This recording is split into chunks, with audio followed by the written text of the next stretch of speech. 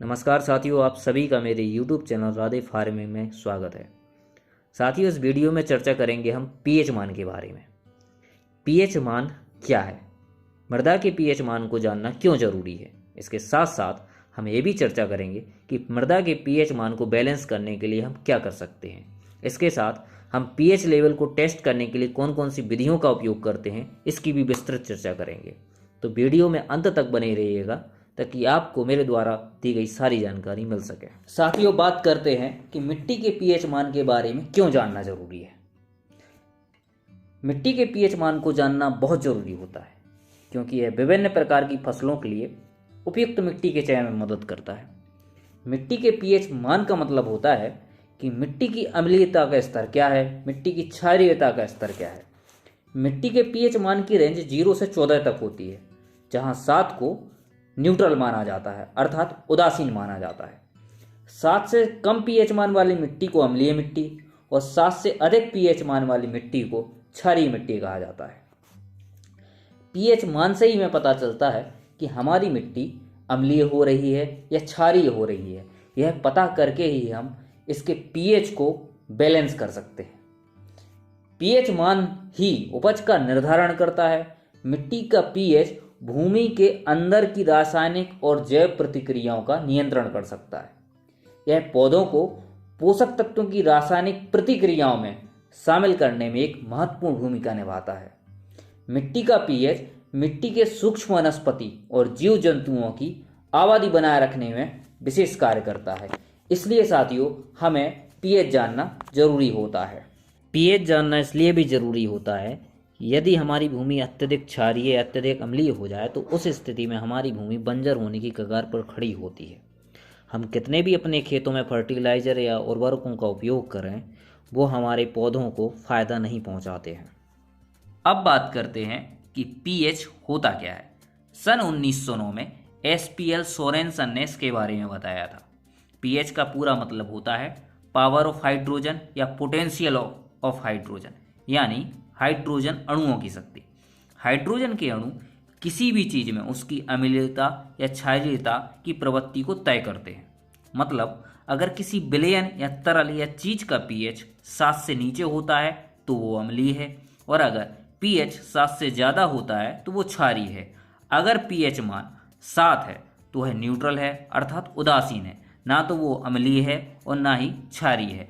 इन्होंने एक पैमाना दिया था जिस पर कुछ नंबर होते हैं। जब भी हम किसी पदार्थ या विलयन को चेक करते हैं और उसका मान अगर 7 से नीचे या 7 से ऊपर आता है तो उस स्केल के आधार पर हम तय करते हैं कि यह विलयन या पदार्थ क्षारीय है या अम्लीय है। मिट्टी का पीएच अगर 5.5 से 7.5 के बीच होता है तो मिट्टी स्वस्थ होती है। ऐसी मिट्टी उर्वरकों को 80% तक ग्रहण कर लेती है। अगर पीएच इसके बीच में होता है, 5.5 से 7.5 के बीच में होता है, तो इसमें भौतिक, रासायनिक और जैविक क्रियाएं अच्छे से होती हैं। साथियों, बात करते हैं मृदा के पीएच मान को हम कैसे बैलेंस कर सकते हैं। अगर हमारा पीएच मान 7 से ज़्यादा है, मतलब 8, 9, 10 है, तो हम समझ जाएं हमारी मिट्टी की प्रकृति क्षारीय हो रही है। और अगर हमें इसको कम करना है, प्रति इकाई कम करना है, अर्थात 8 से 7 करना है या 9 से 8 करना है, तो हमें सबसे पहले जिप्सम का प्रयोग करना है। लगभग 1 से 1.5 टन जिप्सम प्रति इकाई कम करने के लिए हमें उपयोग करना है, और ये हमें बुआई से 15 दिन पहले उपयोग करना है। जिप्सम में 23% कैल्शियम होता है और 18% सल्फर होता है। अब सल्फर को काम करने के लिए, अर्थात सल्फर को सल्फेट में बदलने के लिए और सल्फ्यूरिक अम्ल में बदलने के लिए समय चाहिए होता है।